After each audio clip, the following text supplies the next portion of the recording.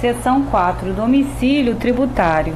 Artigo 127. Na falta de eleição pelo contribuinte ou responsável de domicílio tributário na forma da legislação aplicável, considera-se como tal, inciso 1, quanto às pessoas naturais, a sua residência habitual, ou sendo esta incerta ou desconhecida, o centro habitual de sua atividade, inciso 2, quanto às pessoas jurídicas de direito privado ou às firmas individuais, o lugar da sua sede, ou, em relação aos atos ou fatos que derem origem à obrigação, o de cada estabelecimento. Inciso 3. Quanto às pessoas jurídicas de direito público, qualquer de suas repartições no território da entidade tributante.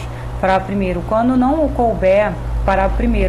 couber a aplicação das regras fixadas em qualquer dos incisos deste artigo, considerar-se-á como domicílio tributário do contribuinte ou responsável o lugar da situação dos bens ou da ocorrência dos atos ou fatos que deram origem à obrigação.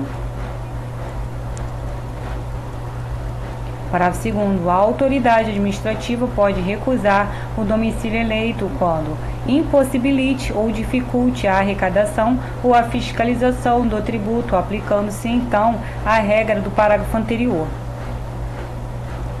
Capítulo 5. Responsabilidade tributária. Seção 1. Disposição geral. Artigo 128. Sem prejuízo do disposto neste capítulo, a lei pode atribuir, de modo expresso, a responsabilidade pelo crédito tributário à terceira pessoa vinculada ao fato gerador da respectiva obrigação, excluindo a responsabilidade do contribuinte ou atribuindo a este, em caráter supletivo, do cumprimento total ou parcial da referida obrigação. Seção 2. Responsabilidade dos sucessores. Artigo 129. O disposto nesta seção aplica-se por igual aos créditos tributários definitivamente constituídos ou em curso de constituição à data dos atos nela referidos e aos constituídos posteriormente aos mesmos atos, desde que relativos a obrigações tributárias surgidas até a referida data. Artigo 130. Os créditos tributários relativos a impostos cujo fato gerador seja a propriedade, o domicílio útil ou a posse de bens imóveis, e bem assim os relativos a taxas pela prestação de serviços referentes a tais bens ou a contribuições de melhoria, subrogam-se na pessoa dos respectivos adquirentes, salvo quando conste do título a prova de sua quitação. Parágrafo único. No caso de arrematação em asta pública, a subrogação ocorre sobre o respectivo preço.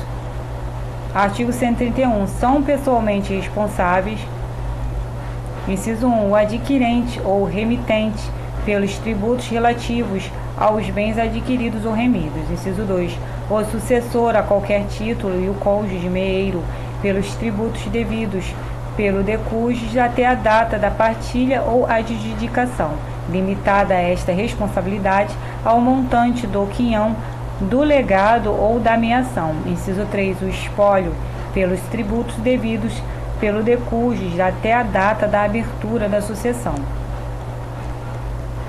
Artigo 132. A pessoa jurídica de direito privado que resultar de fusão, transformação ou incorporação de outra ou em outra é responsável pelos tributos devidos até a data do ato pelas pessoas jurídicas de direito privado fusionadas, transformadas ou incorporadas. Parágrafo único. O disposto neste artigo aplica-se aos casos de extinção de pessoas jurídicas de direito privado, quando a exploração da respectiva atividade seja continuada por qualquer sócio remanescente ou seu espólio sob a mesma ou outra razão social ou sob firma individual.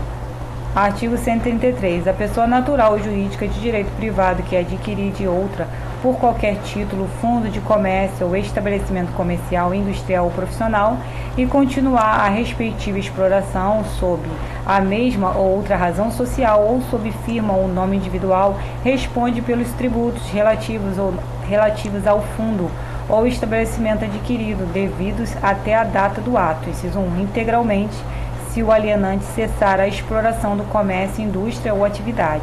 Inciso 2. Subsidiariamente, com o alienante, se este prosseguir na exploração ou iniciar dentro de 6 meses, a contar da data da alienação, nova atividade no mesmo ou em outro ramo de comércio, indústria ou profissão, para o primeiro o disposto no caput deste artigo, não se aplica na hipótese de alienação judicial, inciso 1, em processo de falência, inciso 2, de filial ou unidade produtiva isolada, inciso 2, de filial ou unidade produtiva isolada em processo de recuperação judicial. Parágrafo 2º, não se aplica o disposto no parágrafo 2º. Parágrafo 2º, não se aplica o disposto no parágrafo 1º deste artigo quando o adquirente for, inciso 1, sócio da sociedade falida ou em recuperação judicial, ou sociedade controlada pelo devedor falido ou em recuperação judicial. Inciso 2, parente em linha reta ou colateral até o 4º grau, consanguíneo ou afim, do devedor falido ou em recuperação judicial ou de qualquer de seus sócios, ou inciso 3, identificado como agente do falido ou do devedor em recuperação judicial com o objetivo de fraudar a sucessão tributária. Parágrafo 3º, em processo da falência, o produto da alienação judicial de empresa, filial ou unidade produtiva isolada permanecerá em conta de depósito à disposição do juízo de falência pelo prazo de 1 ano, contado da data de alienação, somente podendo ser utilizado para o pagamento de créditos extraconcursais ou de créditos que preferem ao tributário,